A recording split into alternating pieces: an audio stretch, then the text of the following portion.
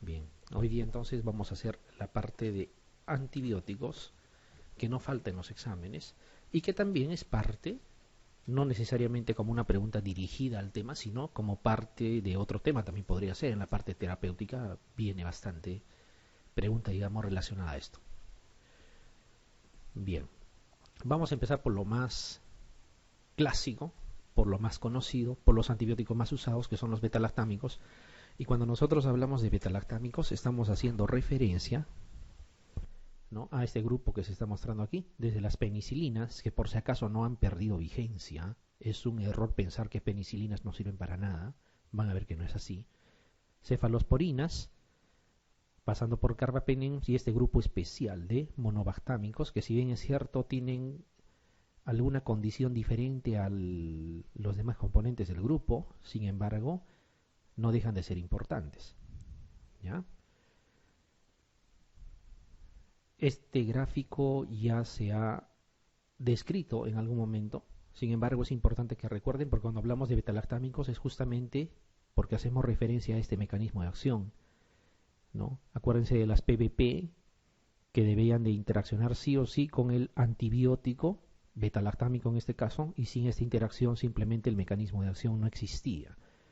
¿Ya? Entonces esto es importante, muy importante. Los betalactámicos tienen este mecanismo de acción que se está expresando en el gráfico, y eso es lo que debemos de tener en cuenta siempre. Las PBP, el antibiótico que ingresa, la interacción justa y necesaria, y solo así el mecanismo de acción por demás ya conocido, ¿no? Esto ya lo hemos visto en algún momento, importante que recuerden como punto de partida. Cuando nosotros hablamos de betalactámicos en general, estamos incluyendo a todos, ¿ya? Obviamente cuando nos hablen del mecanismo de acción, nos van a resumir en esta frase harta conocida ya por todos, la famosa inhibición de la síntesis de la pared celular bacteriana, ¿no? Y algunos quieren complementar un poquito más y darle un poco más de exactitud, diríamos, al término, y nos dicen inhibición de la biosíntesis del péptido glicano, porque en realidad es ahí donde realmente se tiene que inhibir la síntesis. Sin embargo, ya sabemos que para que eso suceda es necesario la interacción con las PBP en primer lugar. Son bactericidas, no existen betalactámicos que sean bacteriostáticos.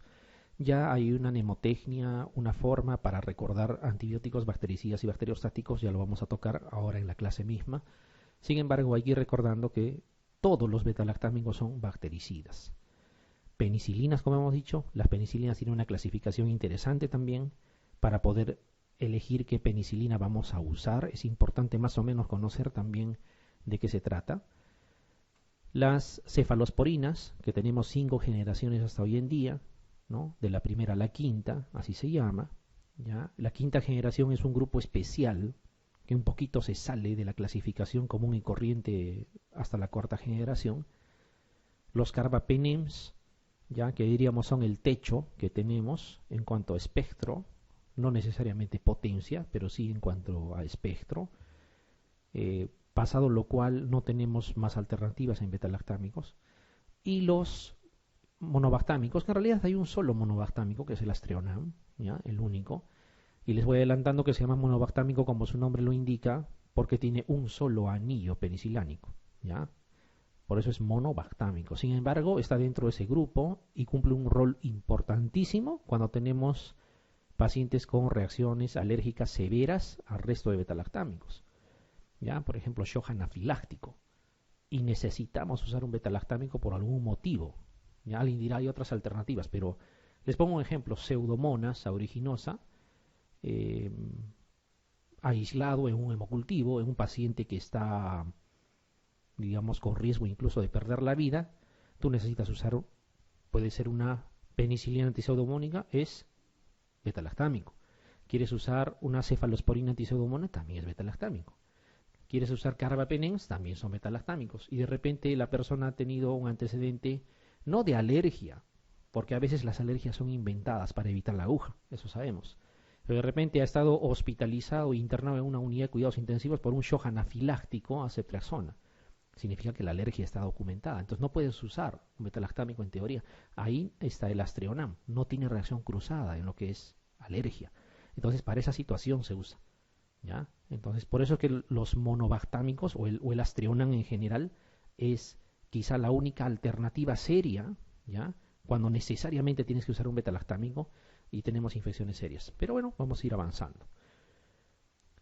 Entonces miren, por ahí encontramos esta pregunta, obviamente sencilla, fácil, ¿ya? Que nos preguntan una característica general.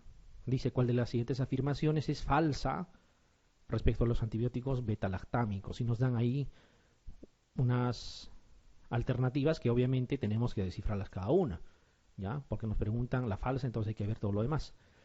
Cuando tenemos este tipo de preguntas, lo que hacemos es leer con calma cada una y obviamente por ahí saldrá, ¿no?, a flote la alternativa que sea incorrecta. ¿Ya? La primera dice, actúan inhibiendo la formación de la pared celular. Nos puede parecer familiar esa frase, ¿no es cierto? Y bueno, vamos a ver, parece real. La siguiente dice, su principal vía de excreción es renal.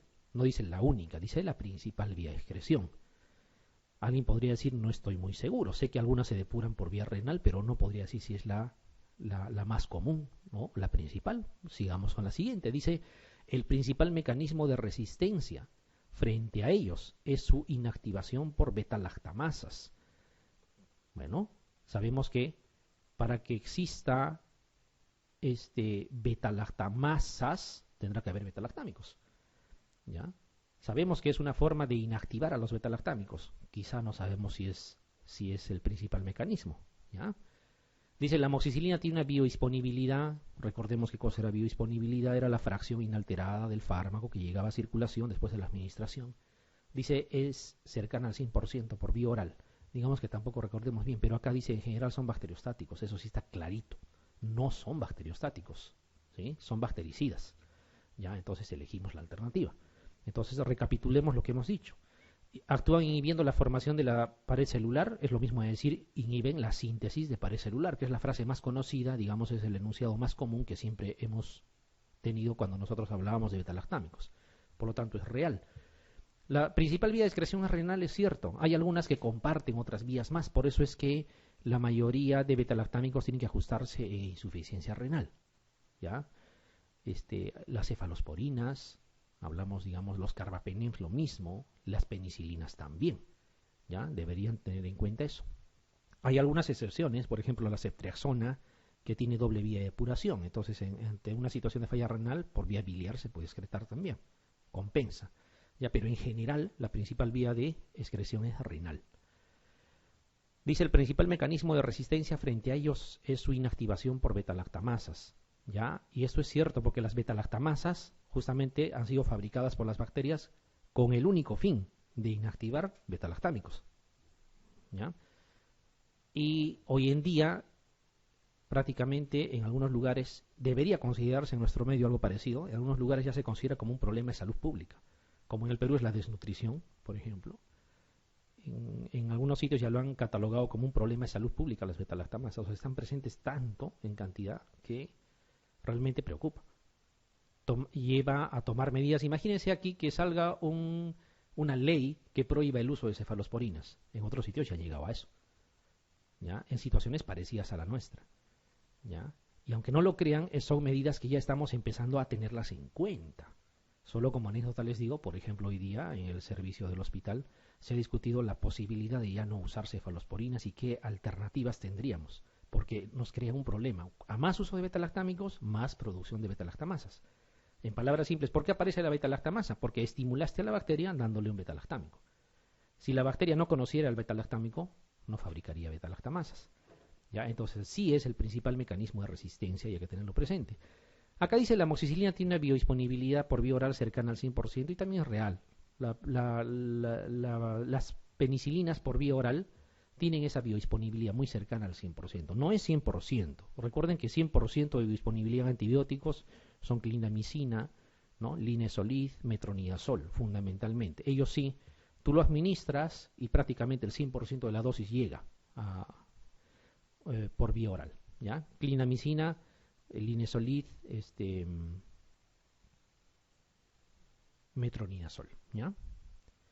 La amoxicilina tiene esa biodisponibilidad muy parecida, muy parecida.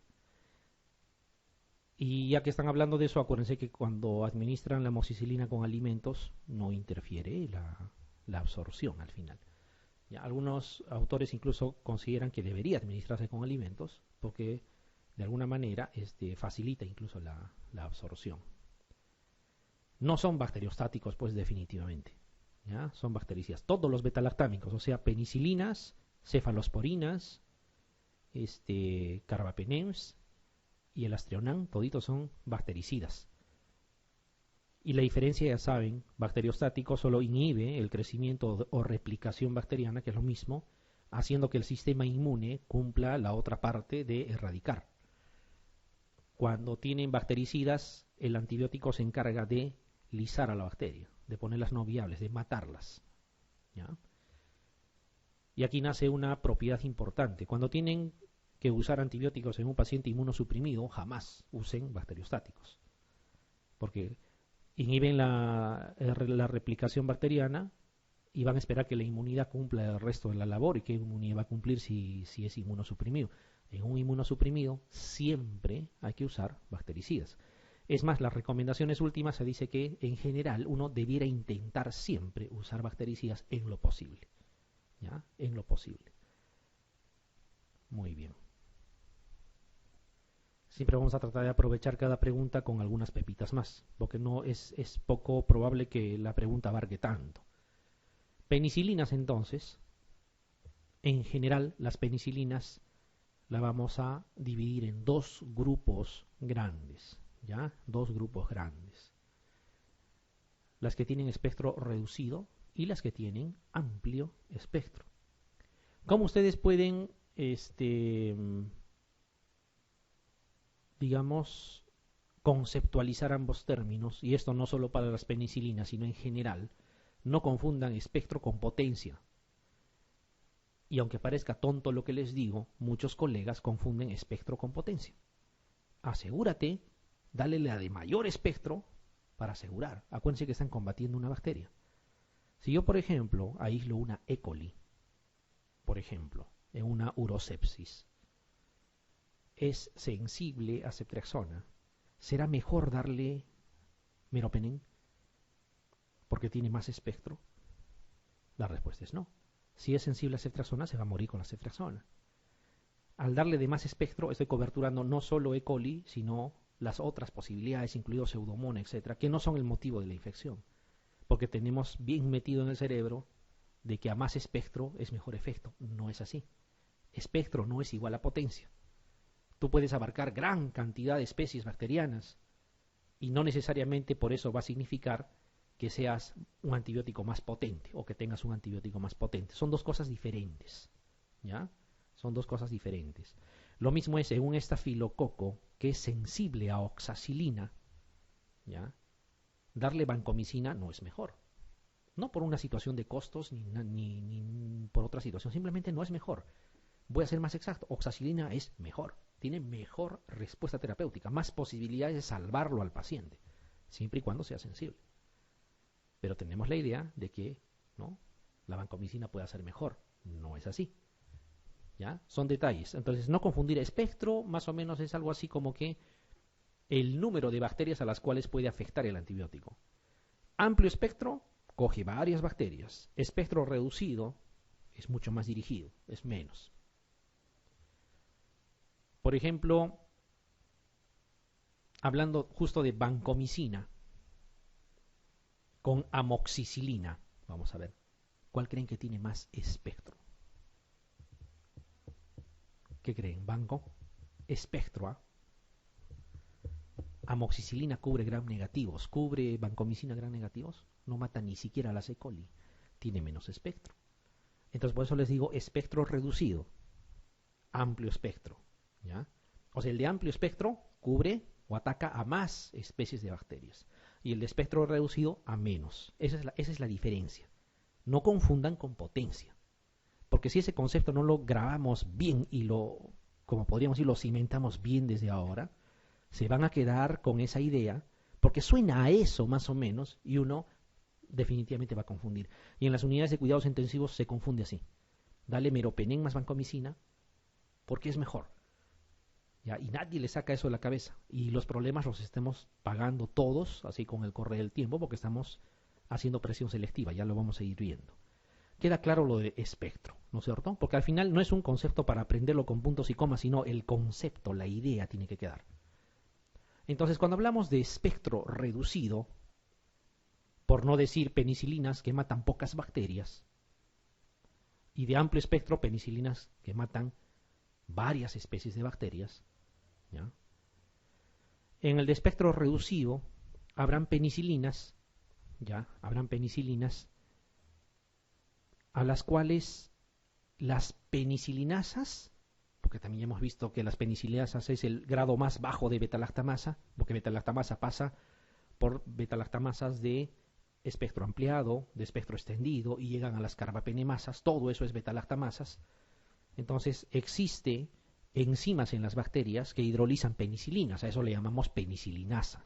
Entonces en este espectro reducido habrá algunas penicilinas, estamos hablando, no estamos hablando de todos los beta-lactámicos, algunas penicilinas que las penicilinasas de las bacterias las van a hidrolizar. Y habrán otro grupo que, siendo de espectro reducido, van a resistir a esas penicilinasas de las bacterias. Es así se clasifica. Penicilinas, espectro reducido, amplio espectro. Ese espectro reducido son sensibles algunos a la penicilinasa, lo que comúnmente llamábamos beta-lactamasa antes, generalizando. Y dentro de ese mismo espectro reducido también hay algunas que resisten a esas enzimas de las bacterias. Y tenemos las de amplio espectro, las aminopenicilinas. Tenemos las penicilinas que están asociados a un inhibidor de estas penicilinasas, ¿ya? Que antes se le llamaba en forma general, como está acá, inhibidor de beta-lactamasa. Sabemos que estábamos hablando de ácido clavulánico, de sulbactán, de tazobactán, ¿sí? ¿Y por qué decimos inhibidor de penicilinasa? Porque si ustedes recuerdan la clasificación de beta-lactamasas, va desde penicilinasa, que hidroliza solo penicilinas, va a beta-lactamasas de espectro ampliado, que hidroliza penicilinas y cefalosporinas de primera y segunda. Viene la de espectro extendido, que hidroliza penicilinas, cefalosporinas de primera, segunda y tercera y cuarta todavía. Y luego vienen las carbapenemasas que se soplan todo. Si yo digo inhibidor de beta-lactamasa, pareciera que hay una beta-lactamasa, o un inhibidor, perdón, de esa beta-lactamasa que me va a evitar todo eso. Mentira. Los inhibidores, mal llamados inhibidores de beta-lactamasa, su nombre correcto es inhibidor de penicilinasa, solamente me libran de las penicilinasas, no se meten con las demás. Por eso es asociado a inhibidor de penicilinasa. ¿Cuáles podrían estar ahí? ¿Cuáles son esas penicilinas asociadas a inhibidor de penicilinasa? Hablamos de amoxiclavulánico, por ejemplo. Otro, amoxisulbactán, ampisulbactán, cefoperazona sulbactán. Otro, piperacilina tazobactán, ¿no? Todas son... ¿Pero de qué te libran? Te libran de la penicilinasa nomás, ¿ya? Entonces, hay un tercer grupo en estas de amplio espectro, las que son antiseudomona, o sea, hay penicilinas que nos sirven para tratar pseudomona, ¿ya? Entonces, vamos a ver, resumamos de nuevo. Penicilinas, espectro reducido, amplio espectro. ¿Por qué espectro reducido? Porque no coberturan gran número de bacterias, ¿ya? Ahí pueden ser las que son destruidas por las penicilinasas que fabrican algunas bacterias y aquellas que resisten esas enzimas. En dos se divide: sensible a penicilinasa, resistente a penicilinasa. Y las de amplio espectro, que es el segundo grupo, y su nombre lo indica, amplio espectro, las aminopenicilinas, por ejemplo, ¿ya? Las aminopenicilinas, una forma de recordar, siempre lo comento, su nombre nos indica aminopenicilinas, empieza con la letra A y le sigue la letra M. Aquí están amoxicilina, que también empieza con A y le sigue la letra M. Está ampicilina, que también empieza con A y le continúa la letra M. Y en el concepto de amplio espectro también está con la letra A y con la letra M. ¿Ya? Entonces, las aminopenicilinas son dos: amoxicilina y ampicilina. Por lo tanto, la amoxicilina y la ampicilina son de amplio espectro. No estoy diciendo que sea más potente que la vancomicina, ni estoy diciendo que sea más potente que un carbapenem, estoy diciendo espectro. ¿Ya? Espectro. Las antiseudomona, ahorita vamos a ver cuáles son. O sea, hay penicilinas que actúan contra pseudomona y aquellas que son asociadas a un inhibidor de penicilinasa. Y ustedes saben cuáles son las penicilinas que se asocian a inhibidores de penicilinasa. Amoxiclavulánico, por ejemplo. La amoxicilina está acá. Ya es de amplio espectro. Y si le agrego clavulanato, será de mayor espectro todavía. Ampicilina sulbactam, que también está acá. Si le agrego sulbactam a la ampicilina, que ya es de amplio espectro, será con mayor razón de amplio espectro. La piperacilina, que es una penicilina antiseudomona, si le agrego tazobactam, algo que ya tiene amplio espectro, obviamente su espectro aumenta más. ¿Ya? Bien, esto mismo lo vamos a ver en esto que están observando aquí. Las penicilinas hemos dicho entonces dos grupos, ¿ya? Las de espectro reducido y las de amplio espectro.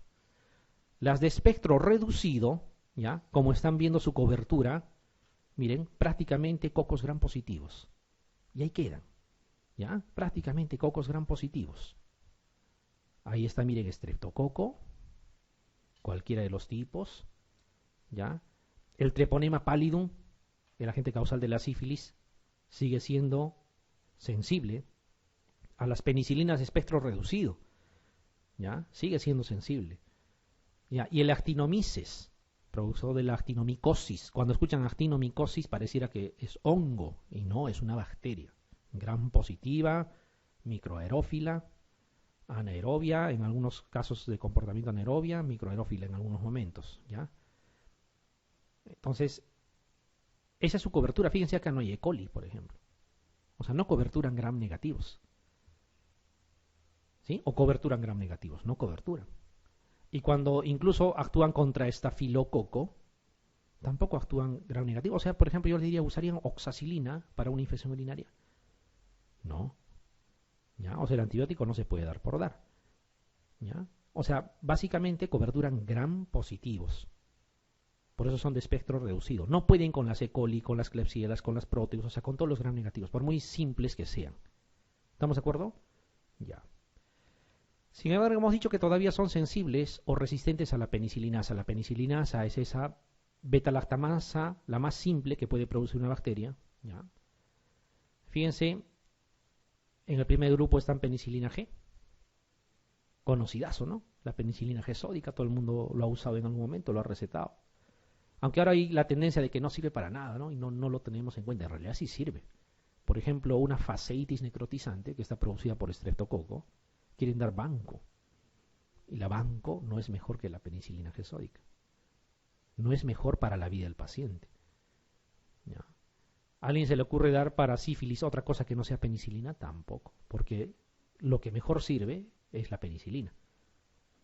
Ahí están las otras penicilinas que ustedes conocen, que nos han hecho usar siempre, y durante el serums al menos, nadie va a negar que quizá lo único que tenemos es G sódica, procaínica y benzatínica. Ahí están. Esas tres famosas, G sódica, procaínica y benzatínica, las tres, ¿ya? Las tres no resisten a la penicilinasa. Por lo tanto, con ninguna de estas se nos ocurriría tratar estafilococo. No serviría. ¿Ya? Entonces, fíjense, la procaínica se administra por vía intramuscular, ¿no es cierto? Todo el mundo alguna vez ha recetado procaínica. La benzatínica también es intramuscular, no se da por vena. Y la G sódica sí se da por vena, ¿no? Hay una que es por vía oral. ¿Cómo le llaman en el mercado farmacéutico a esta fenoximetilpenicilina o penicilina B? La famosa megacilina. Esa es la megacilina, ¿no? También es de espectro reducido. Y hay algunas megacilinas también que son por vía intramuscular, ¿no? Y creen que les han hecho un favor. A veces estaba mal y me han puesto mi megacilina y me he curado. Le han puesto una penicilina de espectro reducido, como placebo, ¿no? Y creen que es la panacea. Pero fíjense qué cosa coberturan, gram positivos. Estreptococo, ni siquiera estafilococo el primer grupo, solo estreptococo, digamos.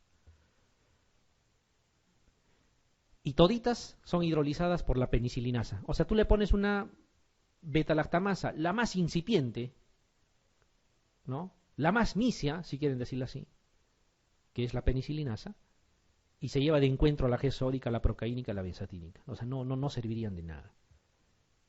¿Ya? Y aquí viene una situación. Por eso es que está indicado para los estreptococos. ¿Quién me dice por qué no está indicado para el estafilococo? Porque el estafilococo justamente produce penicilinasa. ¿Ya? Entonces se necesitaba fabricar penicilinas que sean resistentes a penicilinasa.